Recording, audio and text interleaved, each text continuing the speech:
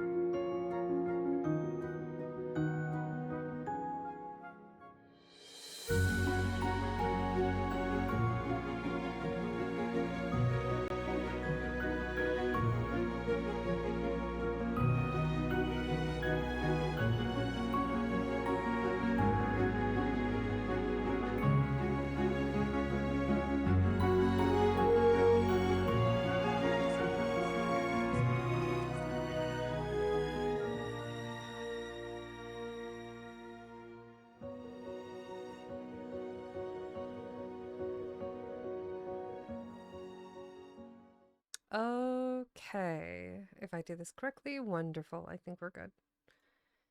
Hello, everyone. It is me, Vexing Cat. Hey, Leon. It's okay, Leon. No worries. Welcome in. Hey, everyone. My name is Vexing Cat. I am your local tiger librarian, and today we will be finishing in the court of King Arthur. Before I get to that, I did want to show off. Da da da da. I think that's. Yeah, there we go. Everybody in frame. We've recently commissioned Akira Chi VT to do these little scrungles of all of our models, and I think it turned out really cute. So I just wanted, yeah, I know they're so adorable. They're super cute. But yeah, top line is Gen 1, which is from left to right. We have Devi, Panda, Deuce, Tiny, Wild, Aloria, and then Valenoinen on the far right. And then the second row, we have Ken, Erosita, Yuki, Trist, Luca, and then myself. But more variety, I could not say. We have 3 Onis, we have some high elves, we have a mimic, we have a red panda, a red tiger, a snow leopard, a celestial bubble, a charcuza, a cockatrice, a vampire, the Lord of Terror and Nightmares himself. I'm just, yeah, it's a whole squad, you guys. I think it turned out really good. But yeah. Anyway, we are actually here to finish what we started I guess 2 weeks ago. We'll be finishing off in the court of King Arthur today. All right, give me a second. There we go. So I have my water, I have my snack, I have all of you wonderful people here, patient enough to sit through 6 minutes of ads, and let's get started. Do I have everything that I need? To me. Okay. So we are on to chapter 24, and as a quick recap, last week we ended with Sir Galahad. So Alan became Sir Galahad, and during the course of that reading, he and several other knights, younger knights, like Garrett, went on their journey to go adventuring together. So like the younger newly appointed knights all went on an adventure, and in the end of which Sir Galahad got his very beautiful princely white horse that he has named Seeker. So that was a special test from the powers that be that are guiding his life to be able to find the Holy Grail, proving that he himself is worthy, right? Like he's getting all of these tests in the course of his life to be found worthy as the finder of the Holy Grail. All right. Yes. So we're on to chapter 24. Put a little marker in there.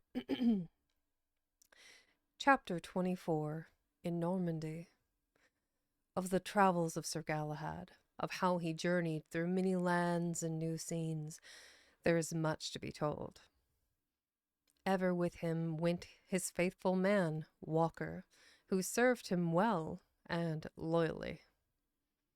Eager was the young knight to reach Normandy, of which he had heard much, so he sailed away, and since many rumors held the Grail to be there, he hoped to find it. In Normandy, a strange land, he met with much adventure, many knights brave and true, and some who were not, but no sign of the Grail was there to be had. On his white horse, the Seeker, he made his way southward, finding lodging where he could. It was so, in the first month of his travels, that he came to the castle of one of the best of Normandy's knights. Of him Sir Lancelot had spoken highly. He held him in great esteem, and so had counselled the youthful knight to make it his purpose to visit him when there. Sir Gilbert gave him friendly greeting. Gilbert. I'm going to go with Gilbert. Sir Gilbert gave him friendly greeting. Many had been his visits to England. Well he knew Sir Lancelot and Sir Percival and the great king himself. Sir Galahad found his stay a pleasant one. There were friendly jousts in which he met some of Normandy's worshipful knights. In all of these he was victor. Sir Gilbert had full praise for the young knight. There was son of his, a youth of 17, who also admired the newcomer, even as Alan the boy had admired Sir Lancelot. When his visitor's stay was drawing to a close, Sir Gilbert spoke of this. My son Charles, Sir Galahad, has taken great fancy to you, and wishful am I that you could find it in your plans to take him as a page. He is a quiet lad, sturdy and obedient, you will find. And following wish of his mother, he knows your English tongue well, for she is English born. He has made study of Latin too. It seemed for a time that he would turn to priesthood, but that will not be, and I cannot say that it finds me regretful. I would have him a true knight, had I my way. Your wish, Sir Gilbert, may well be served, but if I may, I should like first to speak to the lad before I make answer. Faith, and you may, for we should want the lad to satisfy you and merit your friendship. I shall see to it that you have the chance to speak with him. It were better that he know not the reason for your questioning, is it not so?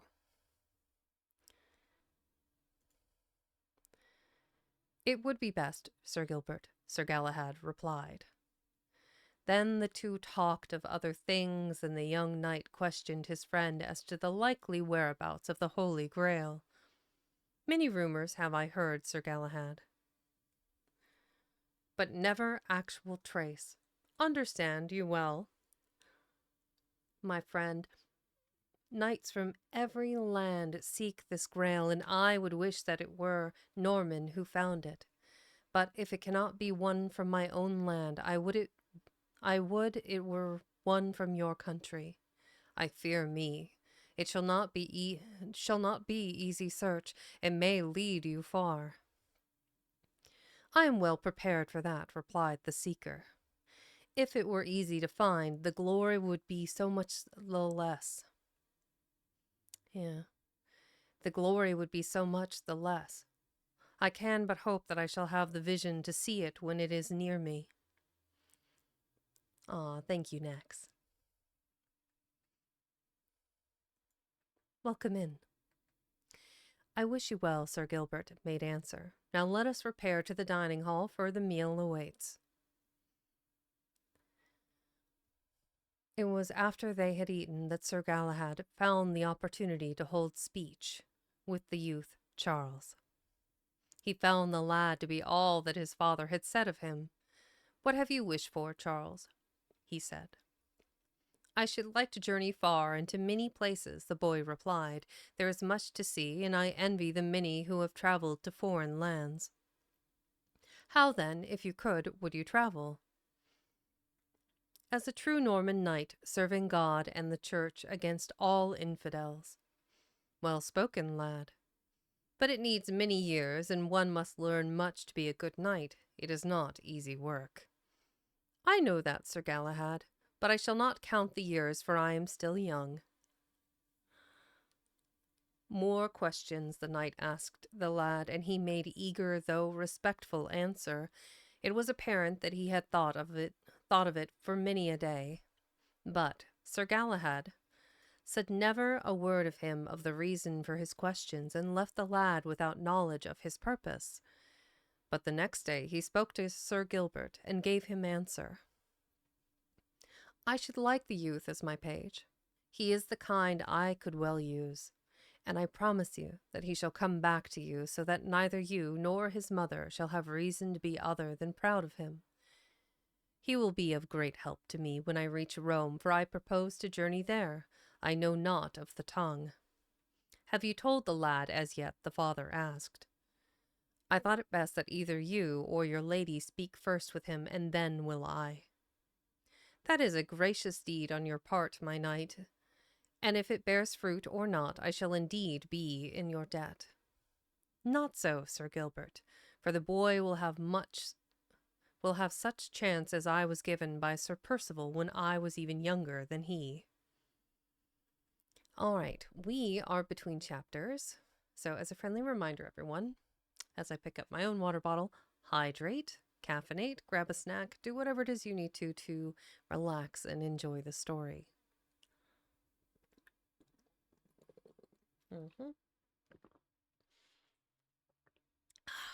Very refreshing. What do we got here? So just a quick hello to all of my Librophiles, Dr. Flair, Hegtastic, Horo the Wise, welcome in, Kintrin Valgridge, another amazing booktuber here on Twitch, Next, the Goblicorn, and Romu Uwu. Hmm, Chris Rom Uwu. I'm probably mispronouncing that. I apologize. But welcome in, everyone. I hope you're enjoying this story. Chapter. There we go. Chapter 25. Sir Galahad offers help.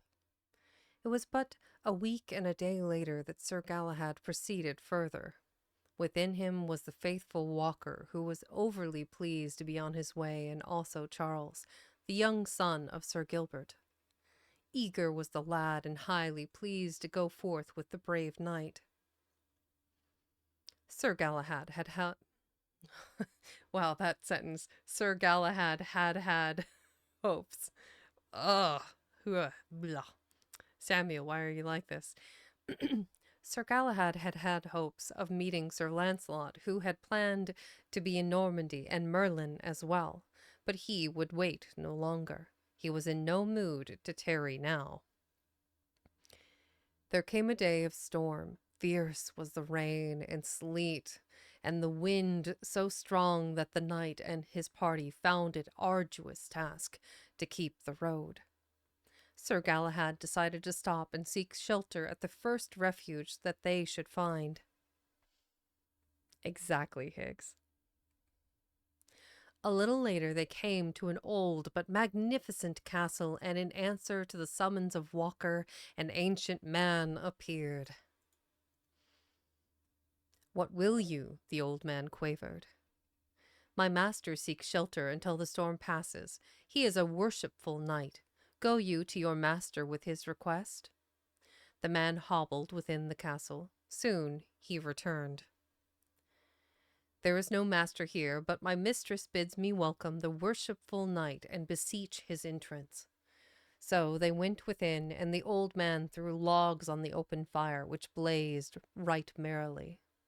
Sir Galahad and the two with him made themselves comfortable. Soon food and drink was brought to them, of which they partook with good grace. The storm did not subside, and night came on. "Old man," Sir Galahad said to the ancient servitor, "pay you my respects to the lady whose hospitality we enjoy, and ask that she grace us with her presence.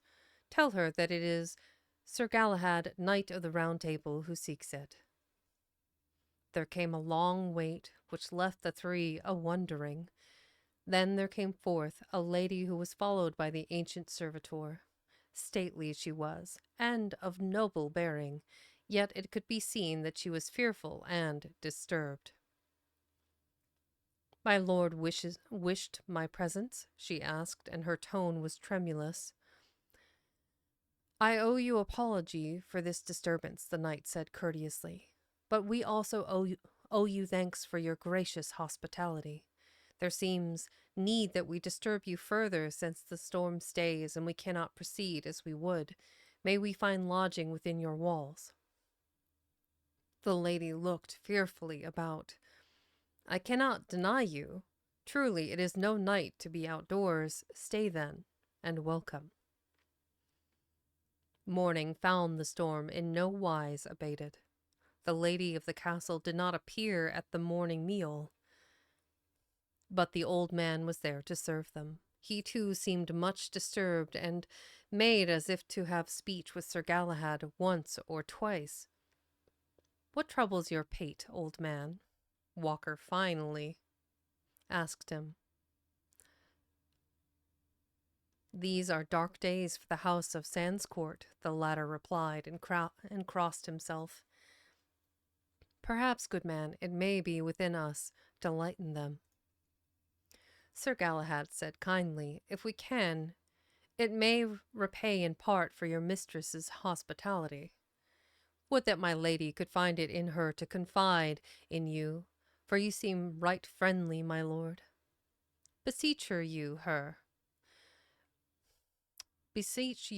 Oh, that sentence. Beseech you her. Tell her that Sir Galahad offers his services if she has need of them." The man soon returned. My lady thanks you kindly for your offer, and she will see you soon, he said. The knight waited but a few moments when his hostess came into the room. You are gracious, Sir Galahad. I doubt whether there can be any help for me, yet I shall tell you my story, for there still may be hope for so wretched a person as myself. My lady, it is the duty of all true knights to be of help to those in distress. Wherefore, I hold but to my knightly vow and my promise of service to you. The Lady Jean made no answer. Seemingly she had not heard him. Sir Galahad watched her, saw her look, which seemed afar, saw the dark rims around her eyes. They spoke of many hours of weeping. Now she turned to him. I think, my lord, this storm that seems as if it will not cease has been sent by God. Strange though it may seem, it brings me hope. Dim though that hope may be, yet I treasure it. Little reason for hope have I had. Think me not rude, Sir Galahad, and think not that I question your valor or skill, but this is task for no lone knight, for my enemy is strong and powerful. I may be selfish, too, in that I draw you into my troubles, but I am like one who, drowning, must needs snatch at a straw, and many knights would hesitate long to offer service where the cause is as hopeless as mine seemingly is. Nor will I blame you or hold you, if after my story is done, you find no way in which you can help me. Listen then, and you will see why I count this storm as sign of hope sent to me. Interesting.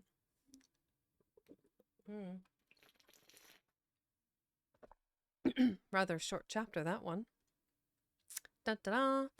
Remember, hydrate, caffeinate, grab a snack, do whatever you need to enjoy the story and relax.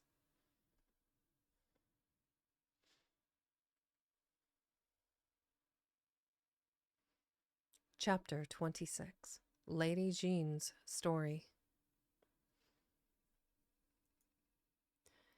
2 years it will be next month when the Duke of Gascony with 50 knights went forth on a quest that would take them to far eastern lands. Of these 50, Sir Villard, my husband, was one. He left with me my son Ambrose, my daughter Helene, and two servitors, old men who could not go with him. It was in a good and holy cause, so I had no tears for him to see. Rather did I bid him Godspeed and a safe and quick return. Thank you for the head pats. You see me alone now, 2 years, and I have neither son, nor daughter, nor husband. Did I know they were dead, bitter would my woe be, bitter would my woe yet. Would I, oh man, that sentence. Did I know they were dead? Bitter would be my woe, yet would I count God's mercies many. His ways strange, but not for any mortal to question. But I do not know that. They would have me believe my husband dead. Ambrose went forth one day, and I have had no word of him since then. And my daughter is lodged within prison walls, waiting the whim of Sir Dolphus, who holds her in his power. They tell me that my husband perished with the Duke and all but 3 of the knights that went forth with him, and that before he died he sent word that it was his wish that I permit Sir Dolphus to marry our daughter.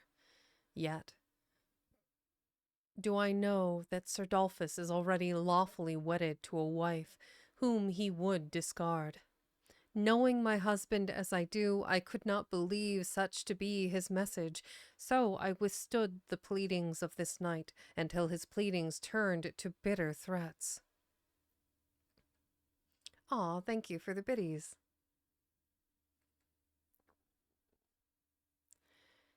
He would make himself Duke of Gascony, and when I would not listen to him, his pleadings or threats, He came here one day with 2 other knights and professed to abide by such decision as I had made. They dined with us. Ambrose, my son, was away that day. Enough to say that they stole my daughter from me. This old man you see and the other, Albert, were clubbed to earth, the one to death. I tried so hard to resist them, but my hand was weak. When Ambrose returned, I could not keep him. He went forth to rescue his sister, poor lad. I have had no word from him since then. Is he dead? Did they kill him? I have sent for word, have begged that they tell me what fate has befallen him, but they profess not to know. I have heard that the church will not sanction his marriage to Helene, nor will it permit Sir Dolphus to annul the marriage with his wife. A good priest also tells me that Dolphus Sir Dolphus has set his black heart upon marrying my poor Helene so that he can then lawfully own all this land and estate that belongs to us. It will be small matter to rid himself of me, and I fain would not wish to live were it not that I still have hope. Were it not, yeah. I fain would not wish to live were it not that I still have hope. My lord, I have hoped so much until my very hope turned black, for never was there anyone so helpless against the power of this wicked man. I dread the coming of each day, and yet, mixed with my dread, there still is ever present that one small hope which will not be killed. I think I would have died but for this small hope, she added wistfully. She paused now and seemed lost in the dark thoughts that possessed her. All of them gone, not one of them to remain with me. Sir Galahad, she turned to him, it is not a pretty story. I seem to be encompassed with tragedy. I would not include you in my woes. You have other missions, other work ahead, and though you have the valor and strength of 10, it would count for so little. My lady, the knight replied, what use would such valor be if I had it, if I did not but use it for its full worth? Could I be a true knight and not heed the call your sorrow brings, I can but try to help you, and that, I swear, I will. A light shone in the lady's eyes. I was not wrong to hope. Even now I feel that succor must come. Your words, dear knight, give me strength. Surely, then, the storm has brought me some ray of that hope I speak of. I shall devise some plan, Sir Galahad said, wherein we can make rescue of your daughter and find out the fate of your son. The knight's thoughts were deep for many minutes. Did this Sir Dolphus say where your husband met his death? Near Lombardy, she replied. If I succeed here, my lady, I shall continue my way to Rome. From there I shall journey north and seek news of your husband. It may be that he is not dead. Dead or alive, you at least will know. Tomorrow, if the day clears, we shall turn to the work before us. It seems a hard task, but I have said we can but try. In the meantime, my Lady Jean, have courage and keep your patience. So Galahad left her. But Walker stayed. Lady, I would but add my humble word of cheer. In all of England, of all the knights of the Round Table, there is none who equals my master in skill and bravery. I tell you this so that you may know how worthy your champion is. Would that he had but one other with him, and I would not care what odds were against him. And who, my man, is that other? Sir Launcelot, Walker made reply. I thank you for telling me of Sir Galahad. It adds to the hope that I have and the courage he bids me possess. We're cooking through this book. So we've read a few chapters.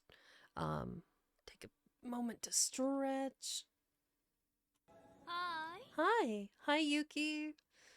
Good morning. I hope you're having a good day. Hydrate or dihydrate. Snack time. All the head pats. Snack time!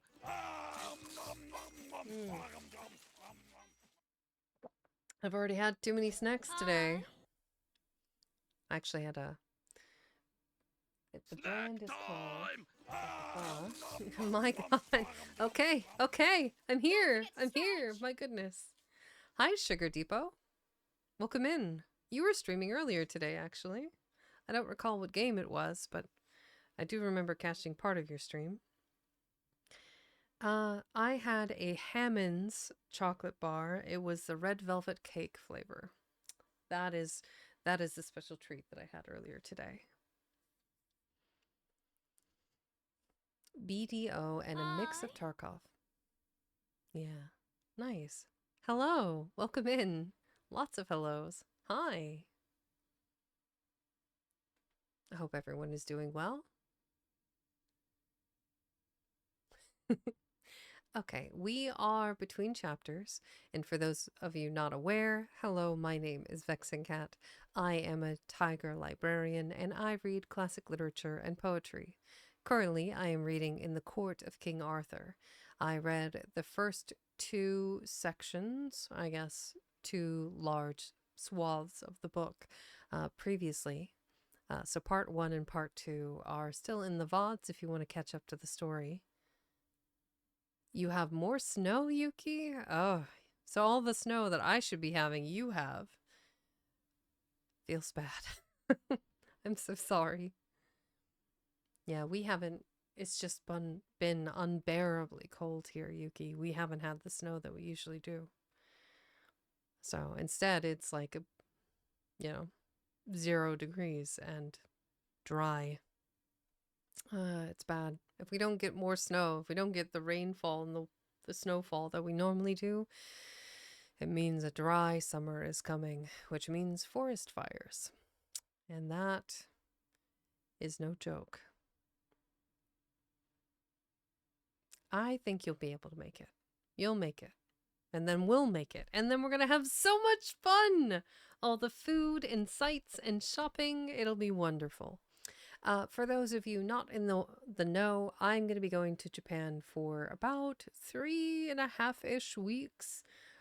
Probably the longest vacation of my life. And I am going to see all the different parts of Japan, and I'll be keeping a record of my various adventures. There's a couple of hikes planned, some like retro gaming nerd stuff, karaoke. We're just gonna have an absolute blast. So look for that I'll be posting that mostly on Blue Sky, I think, a little bit on Twitter, just maybe a highlight per day on Twitter. But yeah, if you want to follow the thread and follow along, be on the lookout for that. But we're here to read stories, and read stories we shall. We're down to the last little bit here. We're at, 186 of 216. So we have like 30 more pages. And then all done. I knew today was going to be a little bit shorter. My plan is to finish this today, and then we'll we'll switch gears, and we'll play a little bit of Where the Water Tastes Like Wine. Because I'd like to get that finished before I go on my trip, but we'll see. Anyway, let's see here. We're on to chapter 27. There we go. Sir Lancelot arrives. The day dawned bright and clear, but it brought to Sir Galahad no plan for the rescue of the daughter of his hostess. My lady came down to the breakfast table, greatly cheered, as was plain to see. Sir Galahad had not the heart to tell her that as yet he had found no way for the rescue of her daughter. Instead, he said, "It seems to me that there is one thing I can but do. I shall seek this knight's castle and wait for such event there as may befall.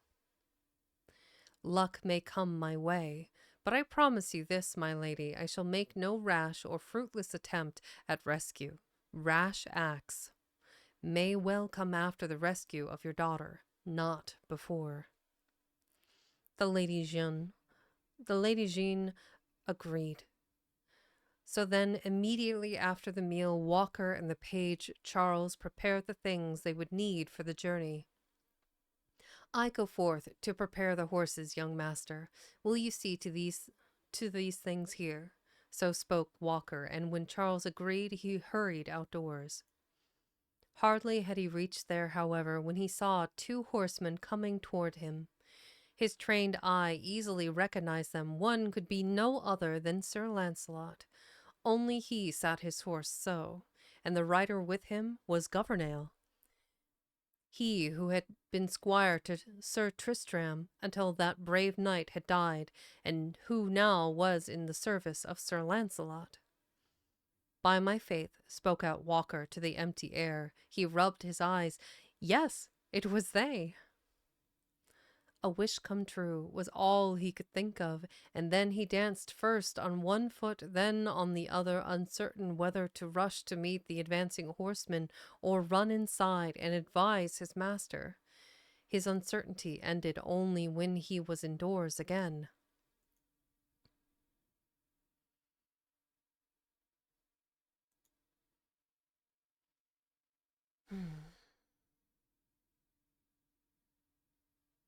Master, master, come you here, he called. See who comes, he shouted gleefully. Sir Galahad came toward him, but not as quick as the eager, youthful Charles. After them all came the Lady Jeanne. Jean, I think, maybe Jean. That might be better. After them all came Lady Jeanne. It is Launcelot, my faith. Sir Galahad shouted gleefully. He was to meet me in Normandy and has followed close on my heels. What luck! And he waved to the approaching knight, who returned the salute and increased his speed. The Lady Jeanne turned questioning eyes to the squire, who nodded happily. My lady, Sir Galahad turned to her. Now you may well have hope and faith, and well may you give us your blessing, for we shall bring your daughter to you. Have no fear. So spoke the knight, whose faith in Sir Launcelot's prowess was most profound. Now the approaching knight came up to them.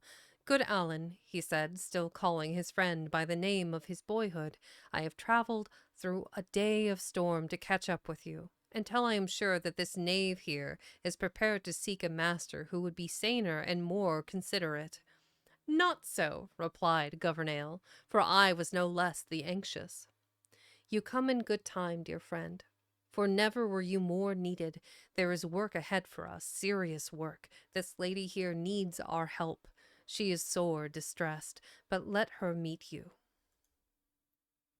So the Lady Jeanne met Sir Launcelot, and once again the tale of her plight was revealed. Hey, Monima. Welcome in. And even as Sir Launcelot listened, the plan of what to do came to Sir Galahad, but he kept his tongue until his friend was fully informed and had in turn had time to question their hostess. Charles stood close to his master, whose arm encircled him as if it would include him in all of it. A little in the background stood the 2 squires, who were close friends and old comrades. Gouvernail's interest was keen. So when the tale was done, Sir Galahad turned to his friend and said, Know you perchance where Merlin is? We left him behind us. His old bones could not risk yesterday's storm, but he promised me that he would follow when it cleared, and so he is but a day behind. But have you a plan, Alan? It has but just come to me, this possible plan. It may be that he can be emissary from Arthur to the Duke of Gascony for such purpose as may be devised, and we go with him as knights. We know not, of course, that a pretender sits where the Duke of Gascony should, and I fancy that this Dolphus will be right well pleased to welcome us, and if we seemingly appear not too scrupulous ourselves, we can worm the story from him and act thereon. It can be done, if the plan is well thought out. Only, dear lad, I doubt whether thy face will not count against you in any pretended villainy. Think you not so, madame? The Lady Jeanne smiled. It was strange to see her smile, but it gave proof that she was lighter hearted. I think that Sir Dolphus is not the kind to think that there are any who hold aught but villainous thoughts, she replied. So then, we must need delay until Merlin comes. Think you the king will be provoked at our use of him and his court? Sir Galahad asked. Ay, that I do, provoked that he was not with us to share in the adventure, Lancelot laughingly replied. Lady, Sir Lancelot addressed her in a moment's pause, you had little need to worry when this knight became your champion. He is overly modest. Gladly shall I help him.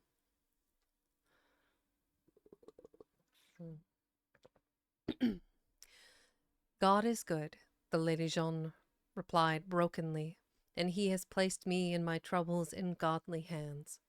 And then she wept, and it seemed as if, like a spring freshet, her thoughts, soul, and heart were cleared and cleansed. All right, between chapters, friendly reminder, hydrate, caffeinate, grab a snack, do what you need to do to enjoy the story. I am going to stretch. Nice big stretch. Wonderful stretch. Oof. Pop a few things while I'm at it. My goodness. All right. Hydrate or dihydrate? Yes, hydrate. I will hydrate.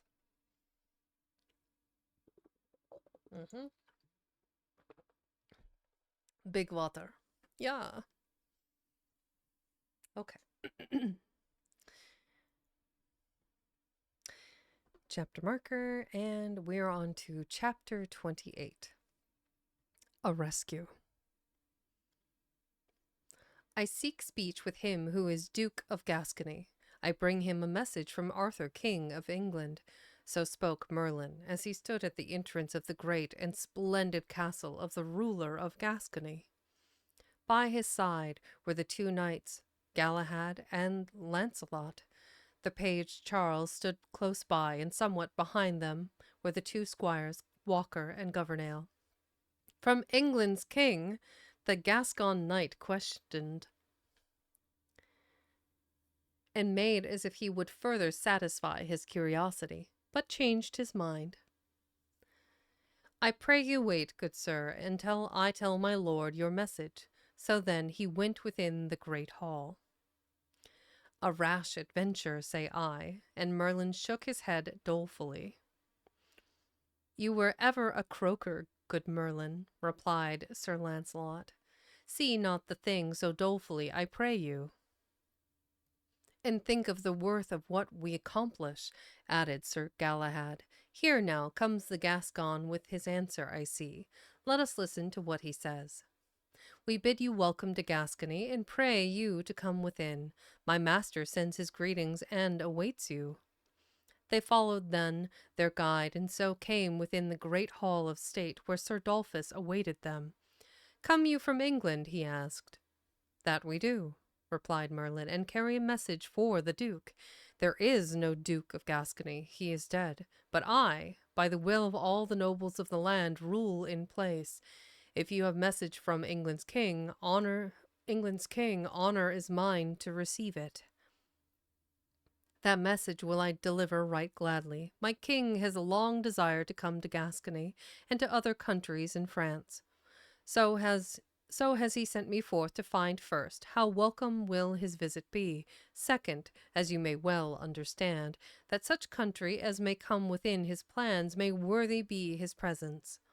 For England's king must hold his honor and his presence at their royal worth. So come I to this brave land,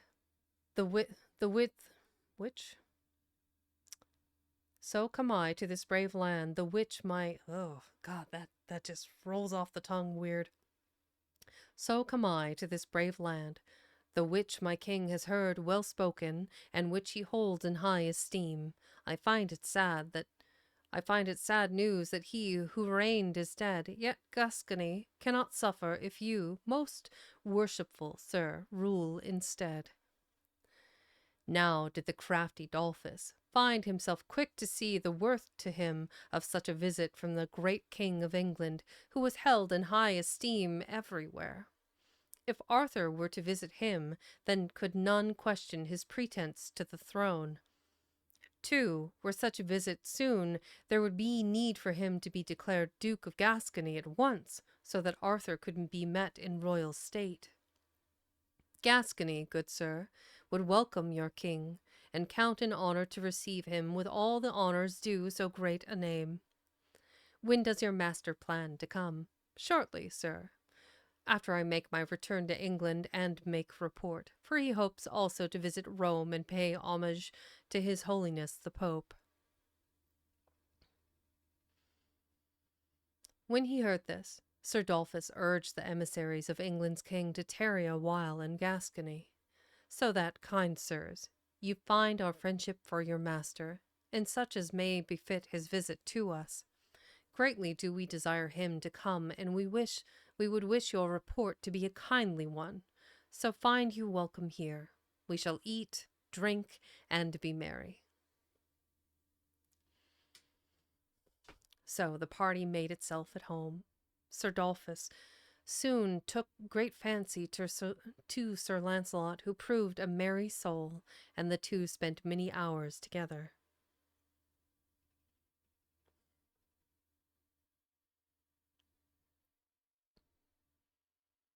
I would count it fortunate, Sir Launcelot, were you knight of this court, for I need friends such as you. Rather, I fancy, is the need otherwise, for the Duke of Gascony's friendship is no small thing, and many there are who would hold it high honour. Of friends you should have many. So the knight made flattering answer. Ay, but you know not. There are those who would believe that the dead Duke lives, and who, though silent, yet are sullen over my rightful claim to take his place, and I find the church of little help to me. Though I have offered it many gifts, and promised it great riches, yet will it oppose my will. Does the church object to you as Duke? Sir Launcelot questioned. I see not why. Nay, 'tis not as Duke, but in other matters. Caution seemed to overcome Sir Dolphus for many minutes, but he had great desire to confide in this friendly knight whose goodwill he wished. Art thou married, Sir Launcelot? He asked. A strange question, my friend, yet do I find my happiness in the single blessedness which is at present mine. Yet is marriage a most convenient thing sometime? 'Twould be for me at present. Say you, 'twould be? Yet if I mistake not, have I heard that the blessed state is already yours, though no sign have I seen as yet of the Lady Dolphus. Ay, friend, married am I, worse the pity, and when I ask the church to annul this unhappy state and give it many gifts, still does it turn stubborn over such a little thing. What harm therein, my friend, since that the lady is not with you? Friendly was Sir Launcelot's tone, and right sympathetic. There I come back to what I have said, about marriage being most convenient at times, for would they annul the marriage, I could then marry again, one who owns vast estate, and that would make me all-powerful in Gascony. Such laughter as shook the frame of Sir Launcelot, nor was it unkindly. A great rogue you, he spoke pleasantly. Off with the old and on with the new, is it not so? And I fancy the new is also right young, or I am greatly mistaken, eh?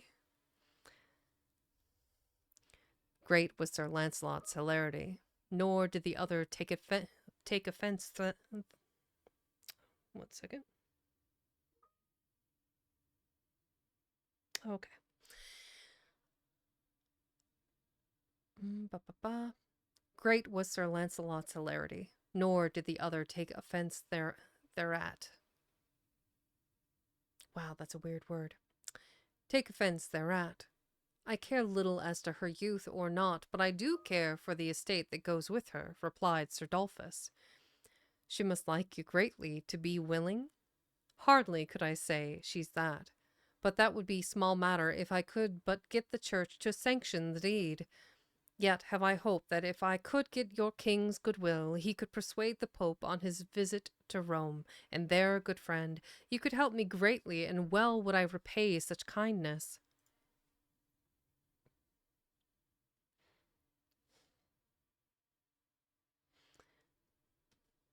Not once did Sir Launcelot permit the hot temper within him to be unloosed.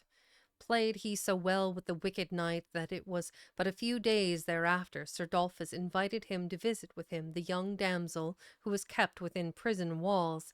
Never once did the knight demur or permit the other to think that he did not sympathize and agree with his plans. As they walked away from the prison door, he turned to the other. Strange that she should be all alone. Has she no one who would make you trouble?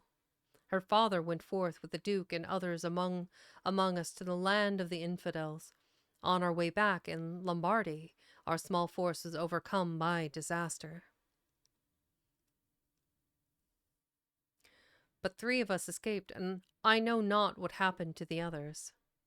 I'll leave my mouse there.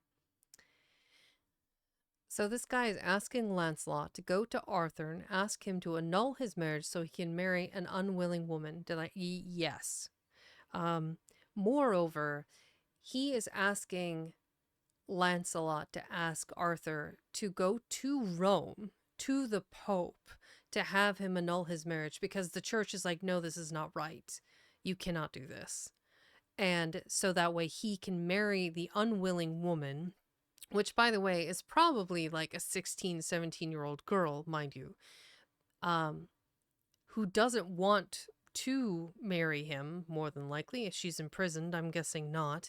Moreover, so that way he can kill her mother and take over as the Duke of Gascony. So, yeah, bad egg. Very bad egg. Or at least, that's how I'm reading the situation.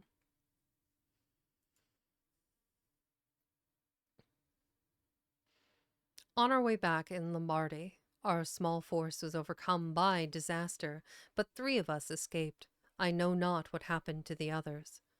That it was, I decided to possess the land of Sans Court and told the Lady Jeanne that her husband wished and commanded that her daughter Helene marry me. But she would have none of this, so that I had to steal the damsel.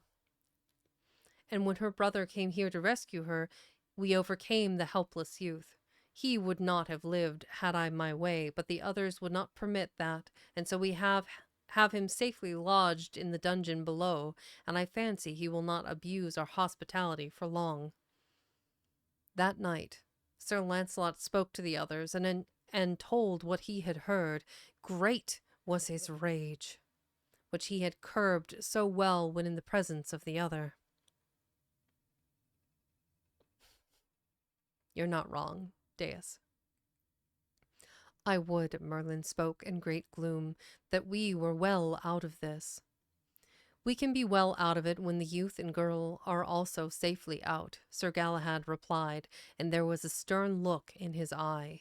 Tomorrow we shall find the dungeon place. Then we act. Then will we act quickly. But also we must see to it that this false knight receives his just deserts. Is it not so, Lancelot? Tomorrow it shall be, the other replied, and I myself shall deal with this Sir Dolphus, for I have had to listen to his foulness without demur. So they planned, and the next day Sir Galahad professed a great desire to see the whole of the castle, and so was shown in due course the great dungeon, and saw there the weak and spent lad Ambrose. That night Sir Dolphus and Sir Launcelot went by themselves to the chamber of the former to make merry. And there Sir Dolphus, who counted the other's sympathy as beyond doubt, told more of his knavish plots, until the listeners, sick with listening, turned to him in the quiet and secrecy of the great chamber, and said in stern tones, Sir Dolphus, I would advise you to pray now, for you die in 3 minutes. Nor did the other mistake the voice, the tone, nor even make pretense to misunderstand. Instead, he made as if to raise a great shout, but found the other's mighty hand closed over his foul mouth, so that his call for aid was unuttered. And the hand remained there, even as the owner forced him to his knees with no great effort. Pray, if you will, your time is almost gone. But the wretch groaned and squirmed and tried to escape the hold that held vice-like over him. It was 5 minutes later that Sir Launcelot left the room. There was a grim, fixed look on his face that few had ever seen before. He joined the others. And then while Gouvernail went to the prison chamber of the damsel Helene and rescued her with little effort, Sir Galahad went down to the dungeon door and there overcame the guard and with ease and opened the door wide with the keys obtained, and Walker carried the weak lad to the entrance door, and so they joined the others. So then, Sir Galahad and Sir Launcelot with the 2 squires went for and obtained their horses without suspicion. With the 2 they had rescued, the whole party rode forth from the castle, and but for the outcry of the guards at the gate, which they forced them to open wide, they had no one to cope with. Forth they rode swiftly, Merlin carrying the young girl and Charles supporting the boy, leaving the others free to ride behind and meet such pursuers as might come. But none pursued. I think they will find a task on hand to care for the other prisoners the open dungeon door unloosed, Sir Galahad said. And with the wonder over Sir Dolphus, Sir Launcelot added, and his look was far away. A day later found them at the castle of Sandscourt. Happy was my Lady Jeanne over the return of her dear children, and grateful too. It did not take long for them to prepare to go forth to England with Sir Launcelot and Merlin. So they bade each the other goodbye, and as they went forth, Sir Galahad, watching them go, said to Lady Jeanne, Still hope, my lady, for I shall bring or send you word of Sir Villard, good or bad. I shall never cease to hope, Sir Galahad, and I pray for you each day until you return. My goodness. Makes you wonder what Lancelot did to that bad knight. What was his name? Sir Gillard? No. Not even worth remembering. He was such a bad man. Dolphus. Sir Dolphus. What did Lancelot do to Sir Dolphus that he was unable to make a fuss? I can only imagine. Because it wasn't a battle. He pushed him down with his hand against his mouth to his knees and murdered him therein. So I can only imagine it was like maybe he cut off his ear, maybe he took a knife. We can only imagine. Dark though, very dark. All right, we are on to chapter. No, Hig. No. Bad. I'll sick Black Cat on you. I promise. Thank you for the head pats. Let's see. We have a snooze. We'll do that now. Next snooze isn't for 45 minutes, but that's okay. I think we can finish the book and kind of do an ad break and switch over to where the water tastes like wine. So I think we're into the nitty-gritty here. How many more chapters are there? Bear with me.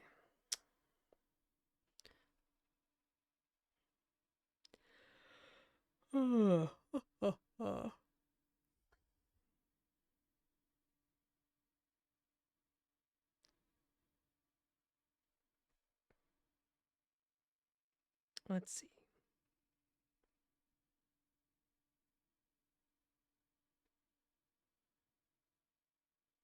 So we are on to chapter 29 of Snack time! 31 and a conclusion. Hydrate or dihydrate. So we have about, I think, 12 or 13 more pages. I don't know how they're going to fit that many more chapters. What? 31 was it? And that many pages? I guess so. We're into the nitty-gritty here.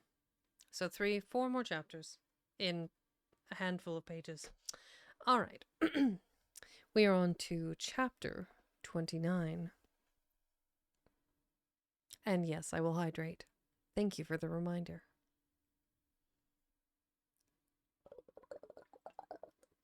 Mm-hmm.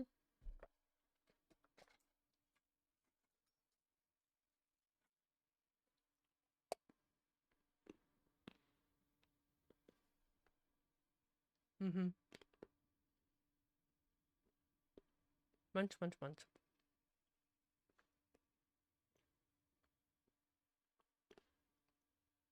Mm-hmm. Okay. Try this again. Chapter 29. Facing the East. So, when the trio turned toward the east, seeking but never finding that all elusive grail which seemed ever ahead of them, strange lands they passed through, and it left them with wonderment at the bigness of the world in which they lived. For Sir Galahad and for the boy Charles each day brought the wonder of new things to see. For Walker, the squire, though he would not make confession to his master, there grew the wish to see again the pleasant green of England's shore. None of the wonders of these strange lands held a lure for him, since they but proved England's greater worth. No comment. But when twitted by his master, he would make no confession of his homesickness. Is this the origin story of Twitter? Nay, master. I am a man and would hold it weak whimsy to let yearning for my home and my homeland encompass me. I go where you will, and soon enough will I make return to our home shores. And the Grail, symbol of honor, of faith, of service and piety, no nearer to the finding did the young knight appear to be. Even so, the zest for it, the need for finding it stayed ever with him. So he reached Rome and stayed in it for many days. Many strangers were there from many lands, but few who knew of the Holy Grail, and none who could tell him where it could be found. I would seek were I you in the Holy Land, said one pious man, while still another thought so holy a thing would never be permitted to go so far as England, and that the knight's search was fruitless. From Rome, Sir Galahad went north to Lombardy in search of news of Sir Villard. Long was his search here, but not hopeless. Nor need we make record of how at last he found that Gascon was not dead. Gascon? Yeah, Gascon. Nor need we make record of how at last he found that Gascon was not dead, but imprisoned with some of the other knights of that ill-fated group. And when ransom was agreed to be returned to Rome, he returned to Rome and sent a message to Sir Lancelot by a friendly English knight to find the Lady Jeanne and have her sent to him the ransom desired. Months passed. Then came Ambrose, and with him the gold for the freedom of his father and his companions, so that they were free. Only then did Sir Galahad go on. He reached the Holy Land in company with others, men who came there to pay reverence, men who came to repent of many sins, men who, ever restless, must journey everywhere. And on the way he had gained the friendship of an old priest, whose journey he had made somewhat the lighter by such help as youth may offer old age. The priest had been greatly interested in the mission of the knight. Many were his questions of where Sir Galahad had travelled, how far he proposed to journey in his search. My journey shall not cease, good father, until I have found the Grail, for so have I set my whole life that I may find it, and time counts not. Though I wish it could be found right soon, for then may I turn my face to England.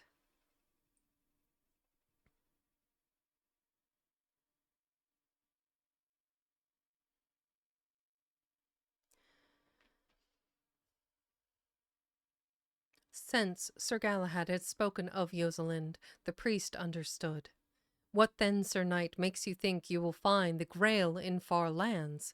The priest asked. It must need be so, since were it nearer home, it would have been found long since. To which the priest made no answer. Days later, when they had gathered about again, he told the story of Elam, the son of Aner, who had a great desire to gain wisdom and knowledge.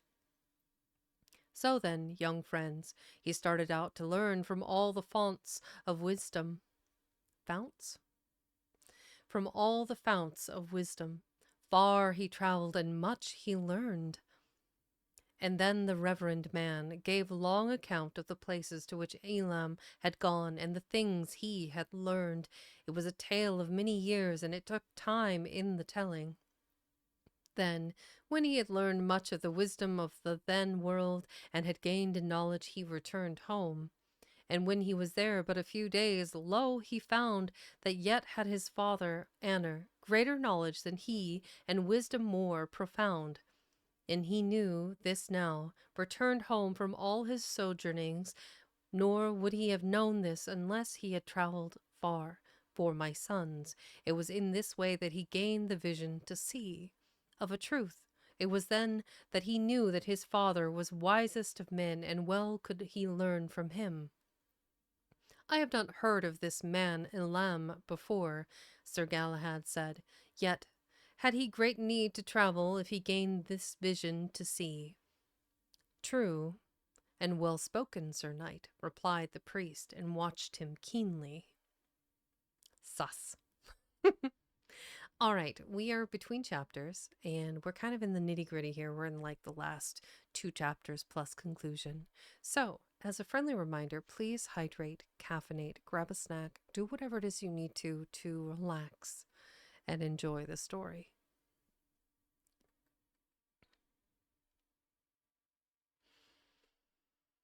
Chapter 30. Homeward. Still further did Sir Galahad have a mind to travel, but he found from learned men that to go further east was to travel into uncertainties which few had ventured before him, nor would he have paused even then, were it not that he realized well that little likelihood was there for the lost Grail to be found in the far east. So he turned his face west again. Slowly he made his way home. There were days now he misdoubted the success of his search, and he questioned his own worthiness. After months and months of travel, he reached France once again. When he came to Gascony, he found the rightful ruler on the throne and the house of Sandscourt well and happy. Great was the welcome given the knight by the happy family, and a great feast was held for them. The Lady Jeanne was radiant with the happiness which had returned after seeming desertion. "We owe you much, Sir Galahad," said Sir Villard, "so very much that it is beyond repayment." "Mine and Sir Launcelot's was the joy of service, my lord. That you must well understand." When they reached Normandy, Charles was given a happy reception. He had grown and had profited well by his travels in service to Sir Galahad, whom he would not leave now, for he hoped to be made a knight by him. In Normandy, Sir Galahad stayed for more than a month. He had acquired great fame because of his travels and deeds, yet did he find small pleasure in this, for the great purpose of his journeys had failed. It was on a day just before he was to return to England. He had mounted the Seeker, and without companion had gone forth for the morning. His thoughts were of the Grail, of his great wish to find it, and ever with his thoughts the wish to prove to Josalind that it was in him to find it. Well he knew that she would understand his desire, even though he could not bring to her the fulfillment of that desire. Yet, who am I to find myself disheartened? I must not question, keep ever seeking. So he thought to himself, and gave no heed to where the Seeker carried him. Nor did it seem strange to the knight that he found himself in a narrow path of the woods, and before him the strange monk who had first given him urge to seek the Holy Grail. I greet you, Holy Father, nor can I say to you that I have yet proven worthy of the finding of that which I have long sought. Yet have you travelled far, my son, is it not so? Far and to many lands, holy sir, but nowhere have I found that which brought me nearer to it. 2. I know how worthy of the finding you are. Well have you kept your purpose high, knightly have your deeds been. Holy Father, I have but tried. Ever have I kept your words before me, and deem it all worth the while, even though it end with my not finding the Grail. For, Father, this will I always say, that joy has there been in the seeking. Think you then, my son, you will not find it? The monk asked. I know not, Father. Think me not grown tired of the search. Think not that I complain that the search is long or arduous. I shall go on seeking where the call may lead me, and ever seek to be worthy of finding it. He who decides all things shall decide as to that, nor will he find me ever questioning. For this I have found, God is good, and his ways are ever for the best. Glad am I to hear that the search goes on. My blessing go with you. Well have I kept the count of all the days of your journeyings, and great is my pride in you. So, son, seek on, for who can tell what the morrow brings? Then the holy man left him. Yet Sir Galahad did not go until long after sundown, and when he did, doubled was the strength of his purpose, and on the morrow he was on his way to England. Dun dun dun. So there's so little left of the book. Much sad. Oh man. Let's see. Oh, piece of fuzz in the optical of my mouse. My goodness.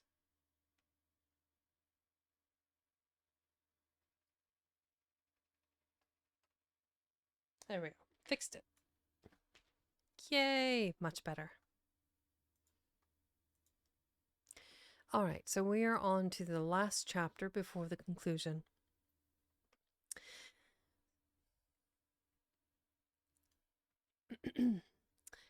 Chapter 31. The Beggar and the Grail. England to Charles was indeed strange, but so much had Walker spoken thereof that he looked forward to seeing it as if it were his native land. The joy of Walker at its nearness, though he tried to hide it under pretended calm, was yet a thing quite obvious to Sir Galahad and the boy, and much did it amuse them. Of all the fair lands struggle. Of all the fair lands we have passed through, have you yet found none that pleased you more, good Walker? The knight asked him. There is but one heaven, my master, and there is but one England, replied Walker. Then must I confess my sorrow at keeping you this long time from heaven, said his master with mock regret. Nay, master, One can only know heaven when one has seen all the other places. 2. I care not even for England when my master is not there. Kind words, good Walker, and spoke I 10 times of kindly, and spoke I 10 times as kindly, yet could I not do justice to how much you have counted and how well. Oh, Ascurius, hey! This is another variety streamer. I'm not sure if I have a mod in to shout you out, Oscurious, but they're another variety streamer. Do a bit of reading too, as well, actually, here on Twitch. Do I have a mod present? I do not. Okay, 1 second. Bear with me. There we go. Let's see if there's a bit of a the setup with the song again. It's establishing Cersei. It's establishing her type of threat. And I'm sorry, I just read the chat. what happened? Oh my god. The neurospicy urge to gnaw on the horns. The gnaw on my horns. Are you a dog? Are you gonna gnaw on my horns? Hold on, keep reading. I have Oh god. numerous questions. Texan and neurospicy calling the shit the hee-hawtism. Oh my fucking god. The hee-hawtism. Oh my fucking god. But dude, if I could pin your comment. Oh my god. Okay. Yes, so that was so scarious. With a guest, it appears. Yeah. They are, like I said, a variety streamer here on Twitch, and they are super, super lovely. So be sure to check out their content and give them a follow. All right, we are on to the rest of chapter 31. My goodness.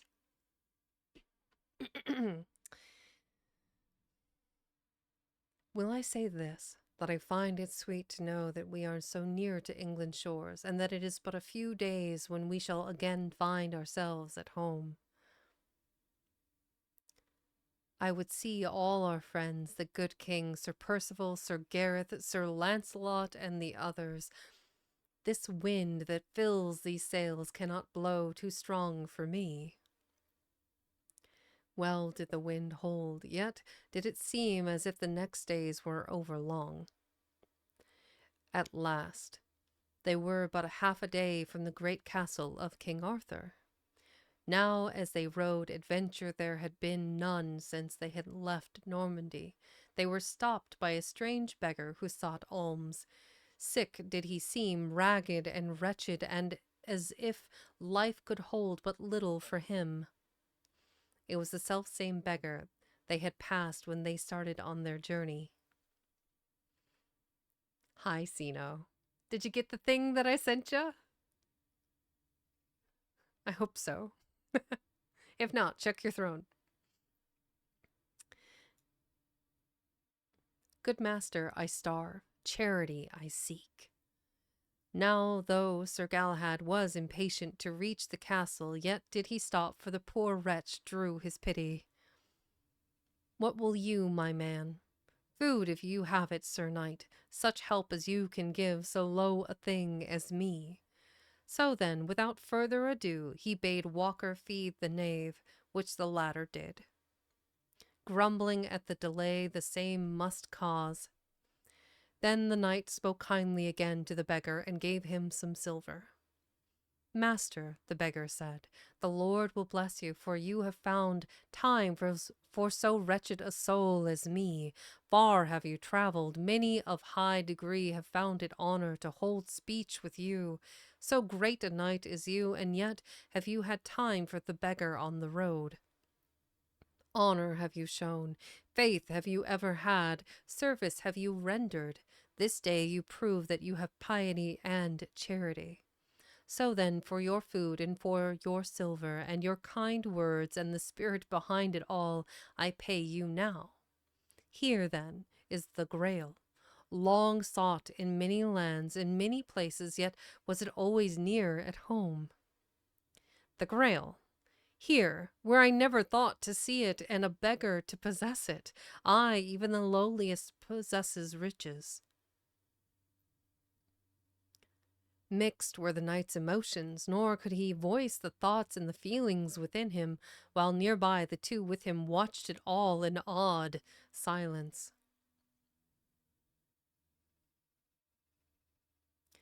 Ay, Sir Galahad, think not that your search is in far lands was fruitless. Rather was it the cauldron in which your worth was seasoned. Yet will this fact ever remain, that one need not travel far to find honor, faith, service, and piety, for these are ever near. I am like a lamb who went everywhere and found that what he sought was near at home. True, good knight. This day shall be a great day for England, for through the worth of one of its knights, the Grail stays here. Hey, Bardic Inconvenience, it's been a minute. Welcome in. Go you then, for word will already be at the Round Table that Sir Galahad comes with the Grail. Strange man, I know not what to say. Dear is the possession of this precious vessel to me. Long have I sought it, and to find it to have been so near at home stirs mixed and wondrous feelings within me. So I can but go, and if I fail to say the thing I should, forgive me. The knight Walker, the knight Charles and Walker as well found themselves kneeling to receive the benediction of this strange man who was both beggar and holy man. And when they looked up again, he was gone. Thought I, said Walker, that day my master found this Grail, there would be great doings, that there would be great combats, instead of which a seeming beggar has it to give us. Verily, it is far beyond me. And the good squire scratched his head in great puzzlement. All right, here's the last little bit, you guys. And then that is the end of the story today. Kind of quick one. Like, we're only an hour and a half in today. Oh, pretty good. How are you? I hope you're doing well. But as a friendly reminder, between chapters, hydrate, caffeinate, grab a snack, and do whatever you need to enjoy the remainder of the story. There we go. So we are on to chapter 32.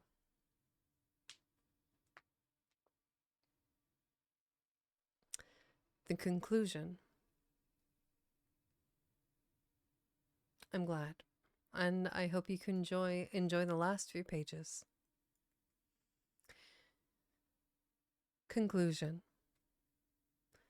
We find our story now near ended. We can well see the great welcome given the still youthful knight as he entered the great hall. There was King Arthur in high good humor. About him stood many of the knights of the Round Table, and among them Sir Galahad saw his many friends.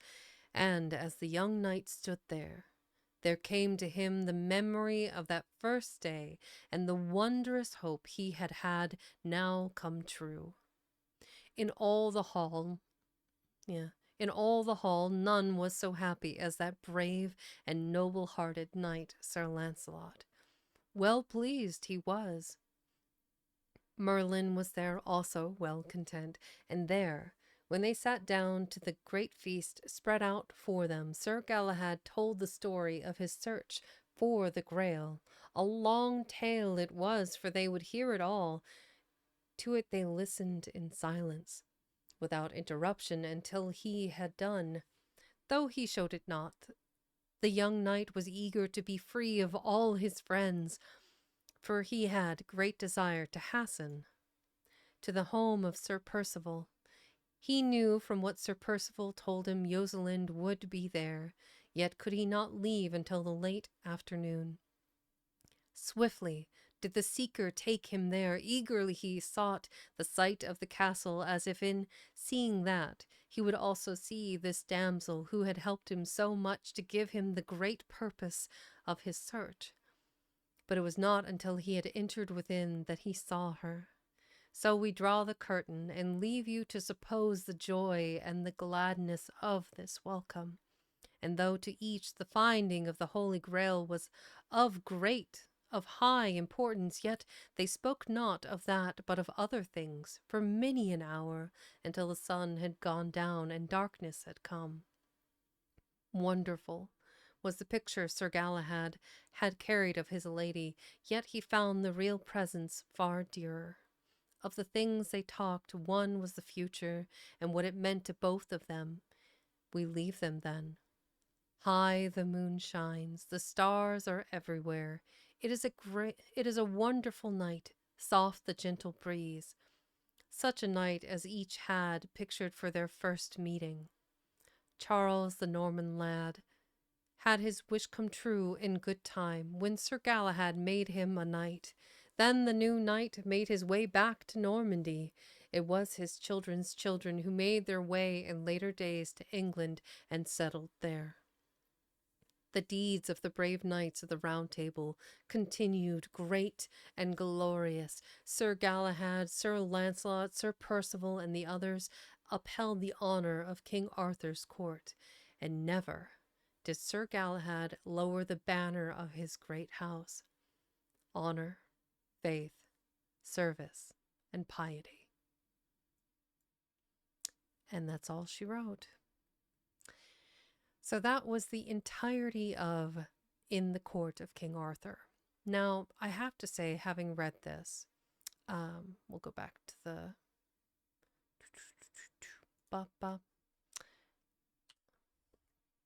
I have to say, Samuel Lowe added something to the character of King Arthur, like added more depth to the knights, because I feel that the story, the one that I'm most familiar with, like all of the legends talk about how Sir Lancelot was obsessed with Guinevere, and they talk about how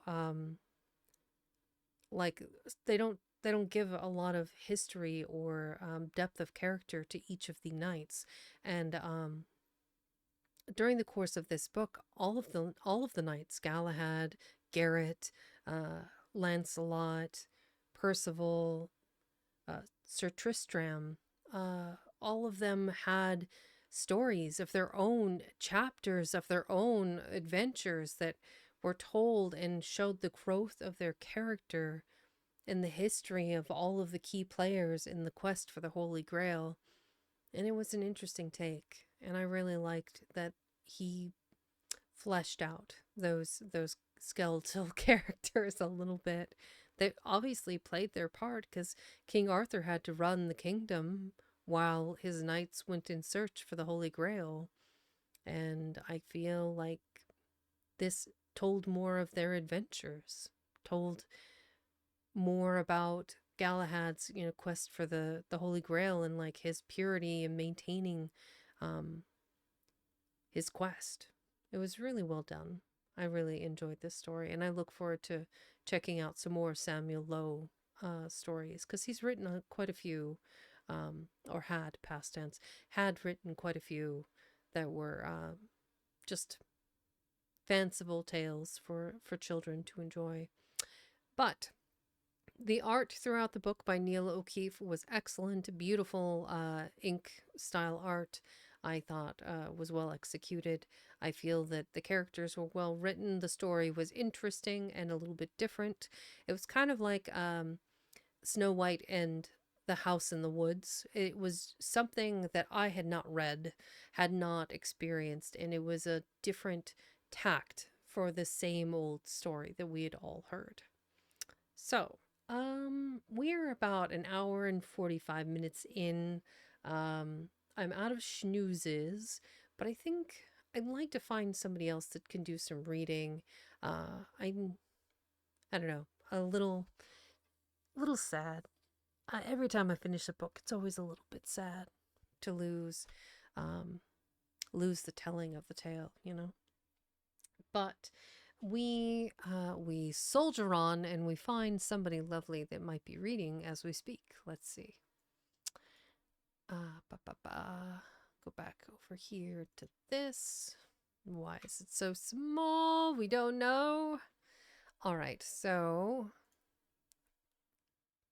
in the category of writing and reading, we have the tea turtle is reading Remember Summer Days, and has only been reading for a few minutes. That would be a good choice. Are any of the fam? Let's see.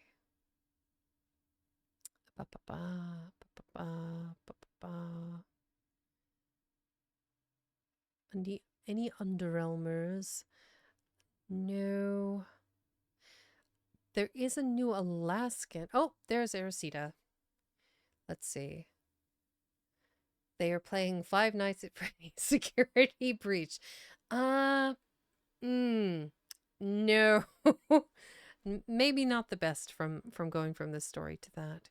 I do think probably let's go visit Tea Turtle. I think that would be nice.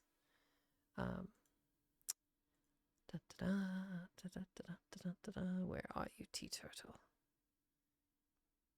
It would be good to go raid another narrator, a reader, if you will. Where did I drop that?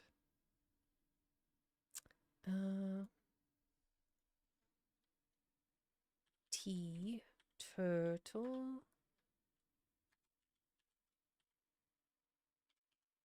Is it the Tea Turtle? Perhaps. There they are. Wonderful. All right, so they're reading a story that they themselves had written titled Remember Summer Days.